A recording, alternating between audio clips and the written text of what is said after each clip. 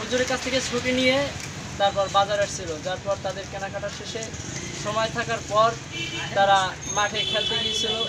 তারপর আমরা আসার পর যে হুজুরের কাছে কোন ছাত্র যেন নালিশ দিয়েছে, তার সাথে আমাদের কি শত্রুতা আমরা জানি না, কিসের জন্য নালিশ দিয়েছে তাও জানি না। সে হুজুরের কাছে বিচার দেওয়ার পর আমরা আসছি পর জোহরের নামাজের পর 3:30-এর দিকে তাদের 3 জনকে ডেকে নিয়েছে, আমাদেরকে ডাকে নাই। আর তাদের কাছে বলে দিয়েছি যে এদেরকে অফিসে নিয়ে বিচার করা হবে, কিন্তু তাদের 3 জনকে এমন নির্মমভাবে আঘাত করা হয়েছে যে এমনভাবে আমাদের বর্তমান নাজেম, সালাউদ্দিন বেতাগী হুজুর এবং বালিয়ার হুজুর, তারা তাদেরকে বালিয়ার হুজুরের নামটা সঠিক জানা নেই আর কি,